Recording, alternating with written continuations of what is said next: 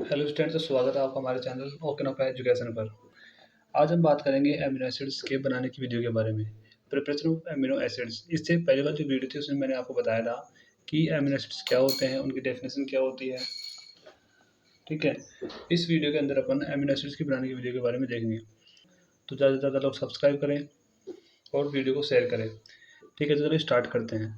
तो आपकी बुक के अंदर 7 विधियाँ दी गई हैं अमीनो एसिड्स के बनाने के बारे में। इसमें से जो ग्रेविल थैलेमाइड संश्लेषण विधि है या अर्लेन मेयर एजेक्टो संश्लेषण है, ये दो विधियाँ ऐसी जो ज़्यादातर एग्जाम के अंदर लगभग हर बार पूछी जाती हैं, एग्जाम के इंटरव्यू से मोस्ट इंपॉर्टेंट है। तो चलिए स्टार्ट करते हैं।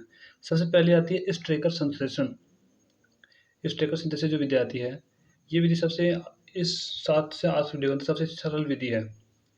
इस विधि में क्या होता है, पहले हम नोट्स पढ़ते हैं, उसके बाद मैं आपको रिएक्शन के द्वारा समझाऊंगा। ठीक है, तो देखिए, एल्डिहाइड या कीटोन की अभिक्रिया एसियन व अमोनिया के साथ कराने पर जो उत्पाद बनता है उसको जलविघटन करने पर अल्फा एमिनो एसिड प्राप्त होता है।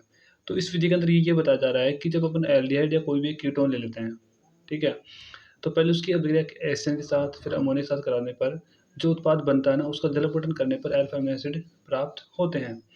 तो चलिए रिएक्शन देखते हैं। तो यहाँ पर हम कोई भी एक एल्डिहाइड ले लेते हैं। ठीक है, तो हमने यहाँ पर एक एसिड एल्डिहाइड ले लिया है। इसकी रिएक्शन करते हैं अपन एस्टिन के साथ। तो क्या होता है कि जो एच सी एन होता है वो H positive plus C N negative में टूट जाता है, और यहाँ पे जो सी ए जो बॉन्ड जो डबल बॉन्ड होता है ये सिंगल बॉन्ड टूट जाता है। तो यहाँ पे जो है, यहाँ पे ये पॉजिटिव और ये नेगेटिव।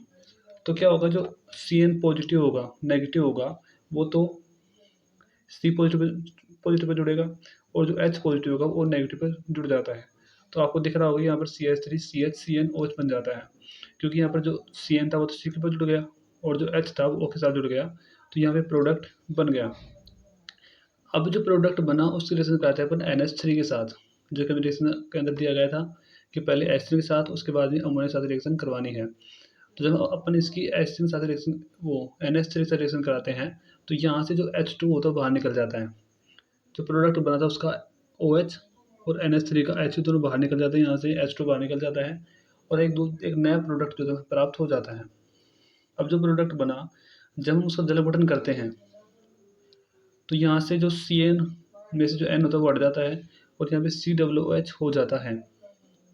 तो जो कि क्या होता है, एक अल्फा एमिनो एसिड प्राप्त में क्या होता है, अल्फा एमिनो एसिड प्राप्त हो जाता है CHO CH NH2 COOH। इसका नाम होता है एलानीन। ठीक है, समझ में आ गया आपको। स्ट्रक्चर संश्लेषण बिल्कुल सरल विधि है। इसके अंदर कोई भी एल्डिहाइड कीटोन ले लेना है, उसकी जो रिएक्शन पहले एस्टिन के साथ, उसके बाद में करनी है NH3 के साथ, और जो प्रोडक्ट बने उसका जलविघटन कर देना है, तो हमें अल्फा एमिनो एसिड प्राप्त हो जाएगा। ठीक है, सेकंड विधि हम देखते हैं ग्रेविल थैलेमाइड संश्लेषण विधि, जो कि एग्जाम के इंटरव्यू से वेरी इंपॉर्टेंट है। देखो, पोटेशियम थैलेमाइड की अल्फा हेलोएस्टर अथवा एल्फो हेला अम्ल के साथ रिएक्शन कराने पर प्राप्त उत्पाद का जलविघटन कराने पर अमीनो एसिड प्राप्त होता है। तो इस रिएक्शन में ये कहा जा रहा है कि जो पोटेशियम थैलेमाइड होता है, जब अब अपन उस रिएक्शन अल्फा हेलोएस्टर या फिर अल्फा हेलो अम्ल के साथ करवाते हैं, तो जो हमें जो प्रोडक्ट प्राप्त होता है उसका जलविघटन करने पर अल्फा अमीनो एसिड प्राप्त होते हैं। ठीक है, तो हमें यहाँ पर एक तो अल्फा हेलो एस्टर या फिर कोई भी अल्फा हेलो अम्ल लेना है, और उसकी जो रिएक्शन होती है पोटेशियम थैलेमाइड के साथ करवानी है। तो हम यहाँ पर एक अल्फा हेलो एस्टर ले लेते हैं, ब्रोमो अल्फा ब्रोमो एस्टर, और हम इसकी रिएक्शन कराते हैं पोटेशियम थैलेमाइड के साथ। तो जो पोटेशियम थैलेमाइड सूत्र ये होता है, ये बेंजीन लगी होती है, COO और N के लगा होता है, इसको बोलते हैं पोटेशियम थैलेमाइड। जब हम अपन इसकी अल्फा ब्रोमो एस्टर साथ रिएक्शन करते हैं, तो यहाँ से K और यहाँ से Br ये बाहर निकल जाते हैं, KBr, और ये साथ जुड़ जाता है। ठीक है, अब हम इस तरह रिएक्शन करते हैं NaOH के साथ, तो क्या होता है कि ये जो बॉन्ड होता है यहाँ से टूट जाता है। ठीक है, तो ये जो बॉन्ड यहाँ से टूट जाएगा, यहाँ पे COOH हो जाएगा, और यहाँ पे जो C2H5 हटता है ये भी यहाँ से हट जाता है, यहाँ पर क्या लग जाता है, Na लग जाता है। तो देखिए आगे देखते हैं। तो देखिए यहाँ से जो बॉन्ड था, जब जो C और N की जो बॉन्ड था वो टूट गया, और यहाँ पे Na लग गया, और यहाँ पर क्या लग गया, Na लग गया। अब हम इसका जलविघटन कर देते हैं। तो यहाँ से जब हम इसका जलविघटन करते हैं, तो यहाँ पर COOH हो जाता है, यहाँ से NaOH बाहर निकल जाता है, और जब यहाँ पे जब H2 क्रिया करता है तो यहाँ से OH, ये बॉन्ड यहाँ से टूट जाता है, और यहाँ पर OH और यहाँ पर H जुड़ जाता है। तो हमारे पास यहाँ पे दो चीज़ें बनती हैं, एक तो बनता है और हमें एक तो थैलिक एसिड और एक अल्फा अमीनो एसिड प्राप्त हो जाता है। ठीक है, अब हम तीसरी रिएक्शन देखते हैं, अर्लेन मेयर एजेक्टोन संश्लेषण। बहुत ही हार्ड रिएक्शन है, थोड़ी लंबी भी है। तो देखो, एरोमेटिक एल्डिहाइड में हिप्यूरिक अम्ल को एसिटिक अनहाइड्राइड व सोडियम एसिटेट की उपस्थिति में गर्म करने पर एज़ोक्सिकेटोन प्राप्त होता है। तो इसमें ये कहा जा रहा है कि जब हम एरोमेटिक एल्डिहाइड को व हिप्यूरिक अम्ल को जब पहले तो एसिटिक अनहाइड्राइड के साथ और उसके बाद में सोडियम एसिटेट की उपस्थिति जब गर्म करते हैं ना, तो हमें एज़ोक्सिकेटोन प्राप्त होता है। एज़ोक्सिकेटोन को 1% NaOH, जिसको सोडियम हाइड्रोक्साइड बोलते हैं, विलय में गर्म करने पर व सोडियम अमलगम द्वारा अपचयन कराने पर प्राप्त उत्पाद का जलवर्धन कराने पर अल्फा अमीनो एसिड प्राप्त होते हैं। तो जो हमें एज़ोक्सिकेटोन प्राप्त हुआ था, जब हम अपन उसका पहले तो उसकी 1% NaOH से रिएक्शन कराते हैं और उसके बाद जब अपन उसका सोडियम अमलगम के साथ उसका अपचयन कराते हैं, तो हमें जो उत्पाद प्राप्त होता है, जब हम उसका जलवर्धन करते हैं तो हमें अल्फा अमीनो एसिड प्राप्त होते हैं। चलिए हम इस रिएक्शन को रिएक्शन के द्वारा समझते हैं। देखो, यहाँ पे कोई भी हमें एक एरोमेटिक एल्डिहाइड दिया गया है, जैसे हमें यहाँ पे बेंजीन एल्डिहाइड ले रखा है, यहाँ पे C6H5CHO, ठीक है। और इसकी रिएक्शन करनी है हिप्यूरिक अम्ल के साथ, जिसका सूत्र होता है COOH-CH2NH-CuC6H5। इसको अपन बेंजोऑक्सी ग्लाइसिन भी बोलते हैं। तो जब हम अपन पहले इसको एसिडिक अनहाइड्राइड के उपस्थिति में जब इसको गर्म करते हैं ना, तो हमें ये प्रोडक्ट प्राप्त होता है, ठीक है। तो हमें प्रोडक्ट प्राप्त हो गया।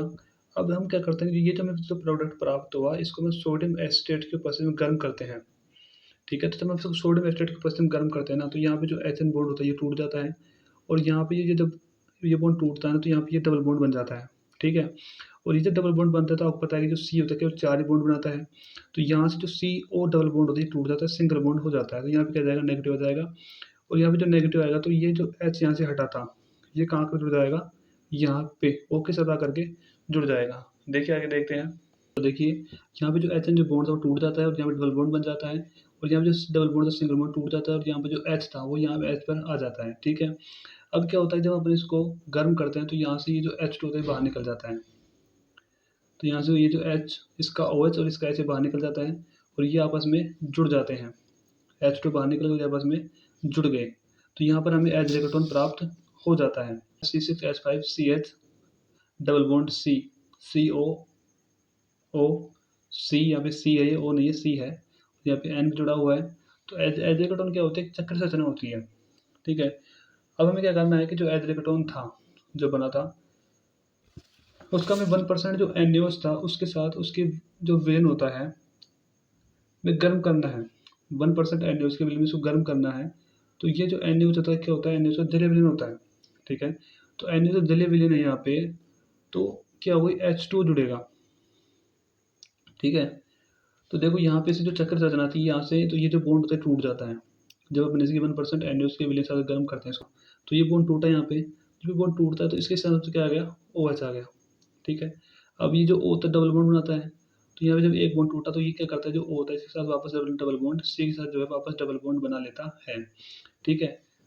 अब क्या होगा, अब यहाँ पे जो C है उसके 5 बॉन्ड बन गए, 2 इसके साथ, 2 इसके साथ, 1 इसके साथ। तो ये बॉन्ड 4 ही बनाता है। तो यहाँ से क्या होगा, जो CN जो बॉन्ड होता है टूट जाता है यहाँ से। तो ये जो बॉन्ड होगा यहाँ पर यहाँ निकल जाएगा। तो यहाँ पे जो H बचा था, H2 में से जो H बचता है वो यहाँ पर N के साथ वापस जुड़ जाता है जो स्टार्टर के अंदर निकला था। तो हमें क्या प्राप्त हो जाता है, C6H5CH double bond C, COOH NH CO C6H5। अब हम क्या करते हैं, इसका सोडियम अमलगम की उपस्थिति में अपचयन करते हैं। तो आपको पता है जब हम यहाँ पर अपचयन करेंगे तो 2H जुड़ेगा। तो क्या होता है कि जो यहाँ पे जो CH होता है डबल बॉन्ड, एक H यहाँ पर, एक H यहाँ पे जुड़ जाता है, तो जो डबल बॉन्ड होता है सिंगल बॉन्ड में टूट जाता है, ठीक है। तो देखो यहाँ पे क्या प्राप्त हो जाता है हमें, देखो ये डबल बॉन्ड है, सिंगल बॉन्ड हो गया, यहाँ पे CH2 हो गया, यहाँ पे CH हो गया। अब हमें क्या करना है, इसका जलवर्धन करना है। तो देखो हम इसका जलवर्धन करते हैं तो यहाँ पे जो NH COC6H5 होता है, तो ये जो NH बॉन्ड होता है यहाँ से टूट जाता है। तो यहाँ पे जो NH होता है इसके साथ H जुड़ जाता है और जो C होता है इसके साथ OH जुड़ जाता है। तो यहाँ पे क्या हो जाएगा, देखो C6H5COOH, मतलब हमें एक तो क्या हो जाएगा, C6H5COOH बेंजोइक एसिड प्राप्त हो जाएगा और दूसरा यहाँ पे क्या हो जाएगा NH2। तो ये हमें क्या होगा, एक एमिनो एसिड प्राप्त हो गया, C6H5CH2CH COOH NH2, फेनिल एनानिन हमें जो है प्राप्त हो जाता है, जो एक एमिनो एसिड है। तो बाकी जो रिएक्शन हम अगले वीडियो में देखेंगे। हम thanks for watching and subscribe the channel.